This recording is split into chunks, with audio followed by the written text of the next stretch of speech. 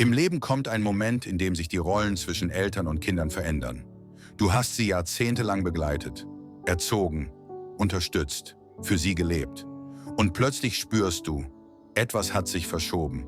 Dein Rat zählt nicht mehr. Deine Meinung wird überhört. Deine Stimme klingt, als wäre sie überflüssig. Oder schlimmer, du fühlst dich wie eine Last, wie jemand, der nur noch geduldet wird.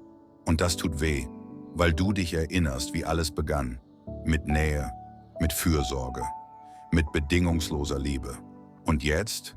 Jetzt wirst du behandelt, als müsstest du dir Respekt neu verdienen. Man möchte rufen, erinnert ihr euch nicht, was ich für euch getan habe? Aber das bringt nichts, denn Respekt lässt sich nicht erzwingen.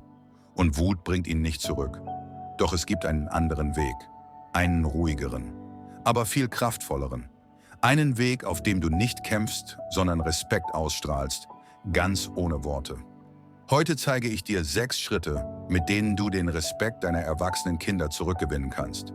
Ohne Streit, ohne Bitten, ohne Kampf, nur mit innerer Klarheit, mit Würde und mit einer Kraft, die längst in dir lebt. Hör auf, um Anerkennung zu kämpfen.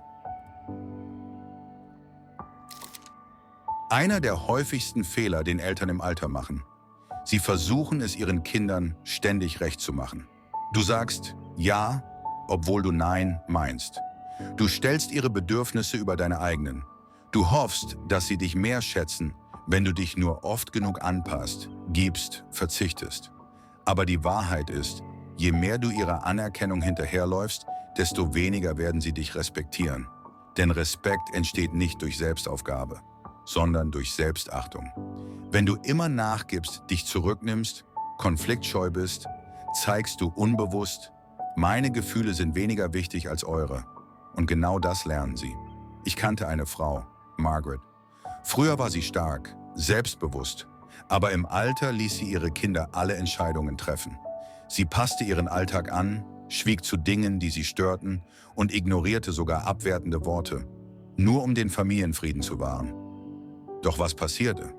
Ihre Kinder verloren den Respekt. Sie sahen in ihr die immer nachgibt, immer zustimmt, immer schweigt. Sie glaubte, sie bewahrt die Harmonie, doch in Wahrheit verlor sie ihre Stimme. Wenn deine Kinder dich nicht mehr respektieren, liegt der erste Schritt nicht darin, es zu fordern, sondern darin, aufzuhören, so zu tun, als würdest du es brauchen. Setze Grenzen. Sag Nein, wenn es nötig ist. Sprich aus, was du denkst, auch wenn es nicht gefällt. Denn in dem Moment, wo du beginnst, dich selbst zu respektieren, sehen dich andere mit neuen Augen. Und mit der Zeit wird auch der Respekt zurückkommen. Nicht, weil du darum gebeten hast, sondern weil du jemand geworden bist, den man respektieren muss. Streite nicht. Sei das Vorbild. Wenn deine Kinder dich unterbrechen, deine Meinung abwerten oder dich nicht ernst nehmen, dann ist der erste Impuls oft, sich wehren.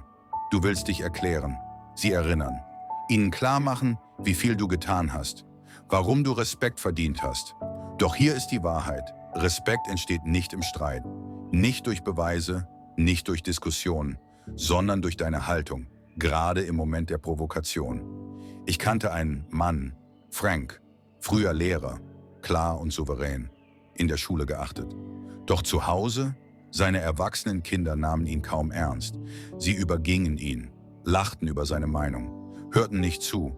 Anfangs wehrte er sich, diskutierte, wollte beweisen, dass er noch zählt. Doch je mehr er kämpfte, desto mehr verloren sie den Respekt. Dann änderte Frank etwas Grundlegendes. Er hörte auf zu kämpfen. Er begann wirklich zuzuhören, ohne sofort zu kontern, ohne Rechthaberei. Er benahm sich wie jemand, der sich nicht beweisen muss, weil er längst weiß, wer er ist. Er sprach ruhig, klar, mit Würde. Er zeigte, was innere Stärke bedeutet, nicht durch Lautstärke, sondern durch Gelassenheit. Und langsam begannen seine Kinder, ihn wieder mit anderen Augen zu sehen. Wenn du Respekt willst, dann kämpfe nicht darum. Zeig, wie Respekt aussieht, durch den Umgang mit dir selbst, durch deine Haltung, deinen Ton, deine Klarheit. Denn wenn du ruhig bleibst, nicht nachgibst, aber auch nicht herabsteigst, dann spüren sie deine Kraft. Und diese Kraft beeindruckt mehr als jedes Argument. Werde emotional unabhängig. Das ist einer der schwersten, aber auch wichtigsten Schritte. Denn als Eltern liebst du deine Kinder. Tief, bedingungslos. Und du wünschst dir, dass sie dich ebenso lieben, respektieren, sich melden, Zeit mit dir teilen. Du wartest auf den Anruf, auf Aufmerksamkeit, auf ein Zeichen, ich denke an dich. Aber hier ist die Realität.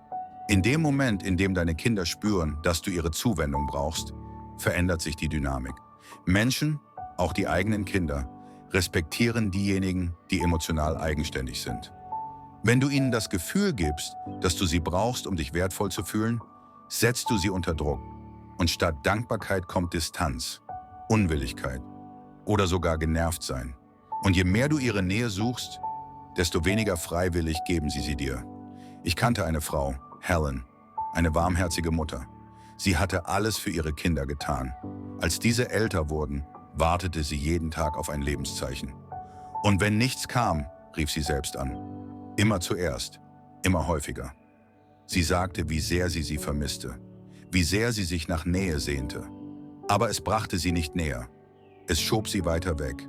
Die Gespräche wurden kürzer, die Besuche seltener, weil die Verbindung sich anfühlte wie eine Verpflichtung, nicht wie Freude. Dann machte Helen etwas anderes. Sie hörte auf zu warten, hörte auf zuerst anzurufen. Sie begann für sich selbst zu leben. Sie fand neue Hobbys, traf Freunde, ging raus, pflegte sich. War nicht mehr nur Mutter, sondern wieder Frau, Mensch, sie selbst. Und plötzlich begannen die Kinder sich zu melden, von sich aus, mit echtem Interesse. Sie sahen in ihr kein Bedürfnis mehr, sondern eine Persönlichkeit. Der einfache, aber kraftvolle Satz: Je weniger du deine Kinder brauchst, desto mehr beginnen sie, dich zu achten. Wenn sie sehen, dass du dein Leben in der Hand hast, nicht aus Trotz, sondern aus Stärke, kommt der Respekt zurück. Nicht aus Pflichtgefühl, sondern aus echtem Respekt. Setze Grenzen und halte sie ein. Viele Eltern verlieren den Respekt ihrer Kinder nicht, weil die Kinder schlecht sind, sondern weil sie zu viel durchgehen lassen.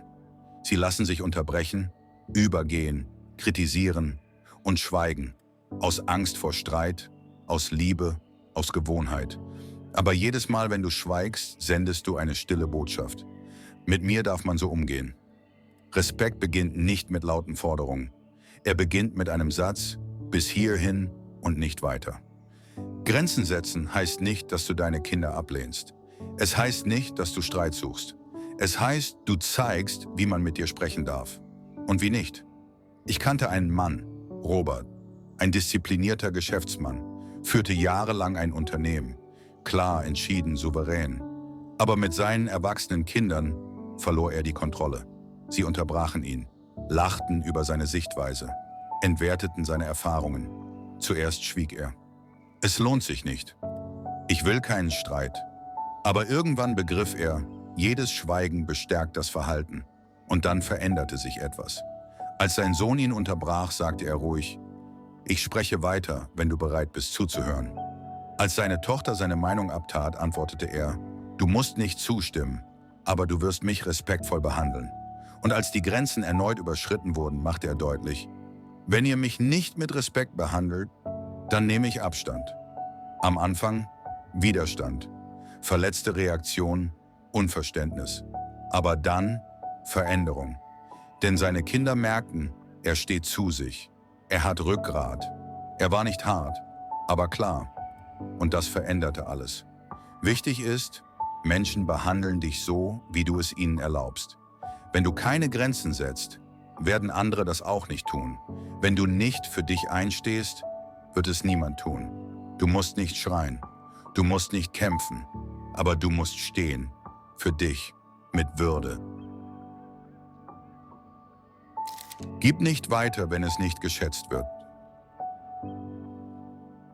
Einer der schnellsten Wege, Respekt zu verlieren, ist dieser: immer weiterzugeben, auch wenn niemand mehr dankbar ist. Und Eltern tun das oft. Wir geben unser Geld, unsere Zeit, unsere Kraft, unsere Geduld.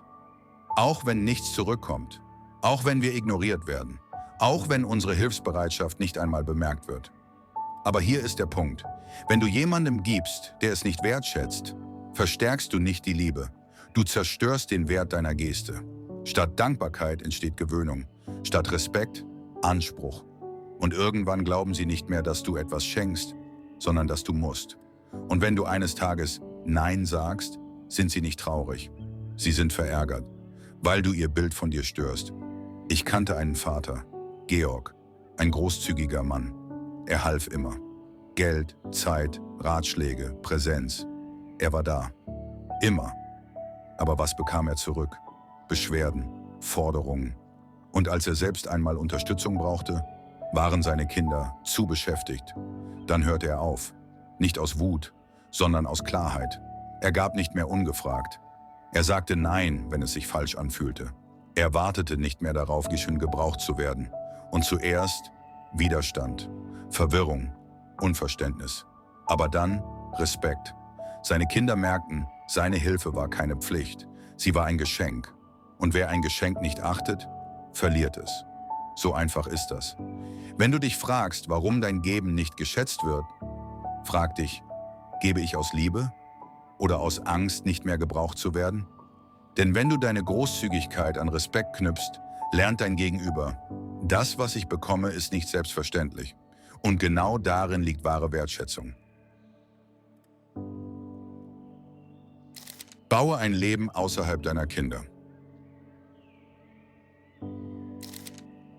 Einer der kraftvollsten Wege, Respekt zurückzugewinnen, zeige deinen Kindern, dass dein Leben nicht um sie kreist. Nicht aus Kälte, sondern aus Stärke. Denn viele Eltern, vor allem im Alter, machen ihre Kinder zum Mittelpunkt ihrer Welt. Sie warten, richten sich nach ihnen, hoffen, dass etwas zurückkommt. Aber je mehr du dich selbst vergisst, desto mehr verlieren sie dich aus dem Blick. Wenn du dein ganzes Leben nur auf sie ausrichtest, sehen sie irgendwann kein eigenes Leben mehr in dir. Und das ist der Moment, wo Respekt verblasst. Denn Respekt braucht Abstand, Eigenständigkeit, Tiefe, Identität. Ich kannte eine Frau, Eleanor, über 70. Witwe. Als ihr Mann starb, gab sie sich ganz den Kindern hin, rief ständig an, gab Ratschläge, mischte sich ein und wartete, jeden Tag. Aber statt Nähe kam Entfernung. Die Anrufe wurden kürzer, die Besuche seltener. Nicht, weil sie unwichtig war, sondern weil sie keine eigene Präsenz mehr hatte. Und dann entschied sie sich, ich lebe für mich. Sie trat einem Buchclub bei, reiste mit Freundinnen, begann in einem Gemeindezentrum zu helfen. Sie war wieder sie selbst. Und was geschah? Die Kinder meldeten sich, aus Neugier, aus Bewunderung, aus Respekt, weil sie sahen, unsere Mutter lebt, nicht nur für uns, sondern als eigene Frau. Wenn deine Kinder dich nicht respektieren, frag dich ehrlich, sehen sie in dir noch ein eigenes Leben oder nur jemanden, der auf sie wartet? Denn Menschen achten auf die, die etwas ausstrahlen, die etwas vorhaben, die eine Richtung haben, nicht auf diejenigen, die sich selbst aufgegeben haben. Wenn du zeigst, dass du wieder lebendig bist, nicht als Elternteil, sondern als Mensch, wird sich ihr Blick auf dich ändern. Du wirst nicht mehr als verfügbare Mutter oder einsamer Vater gesehen, sondern als Persönlichkeit. Und genau dann kehrt der Respekt zurück. Ehrlich, still, beständig. Respekt kann man nicht erzwingen. Man kann ihn nicht fordern. Man kann ihn nicht herausschreien oder erzittern. Respekt entsteht, wenn du aufhörst, ihn zu jagen und beginnst, ihn zu verkörpern. Wenn deine Kinder dich nicht mehr achten, verändere nicht sie. Verändere deinen Weg. Höre auf, um Zustimmung zu bitten. Streite nicht. Zeige Haltung. Löse dich emotional. Setze Grenzen und bleibe dabei. Gib nicht ohne Wertschätzung und lebe für dich. Denn wenn ein Mensch nicht mehr festhält, sondern geht, sehen es andere und beginnen, sich neu zu orientieren. Vielleicht hast du dich in diesem Video erkannt. Vielleicht bist du schon unterwegs. Oder vielleicht beginnt alles genau jetzt. Egal, wo du stehst, du trägst mehr Würde in dir, als du denkst. Du brauchst keine Erlaubnis, um du selbst zu sein. Du brauchst keine Bestätigung, um wertvoll zu sein. Du brauchst keinen Applaus, um in dir zu ruhen. Und wenn deine Kinder das spüren, wird der Respekt zurückkehren. Nicht, weil du ihn gefordert hast, sondern weil du jemand geworden bist, den man von Herzen achtet. Danke, dass Sie sich dieses Video bis zum Ende angesehen haben. Wenn es Ihnen geholfen hat, neue Perspektiven zu gewinnen, zum Nachdenken angeregt hat oder einfach innerlich berührt hat, teilen Sie es gern mit einem Menschen, der Ihnen am Herzen liegt. Und wenn Sie mehr Inhalte wie diese sehen möchten, hinterlassen Sie ein Gefällt mir, einen Kommentar und abonnieren Sie den Kanal. Ihre Unterstützung hilft uns zu wachsen und Videos zu gestalten, die wirklich etwas bewirken. Schreiben Sie in die Kommentare, welcher Gedanke aus diesem Video war für Sie besonders bedeutend. Sie haben noch Zeit. Zeit, um zu wachsen. Zeit, um sich zu verbinden. Zeit, um bewusst, klar und würdevoll zu leben.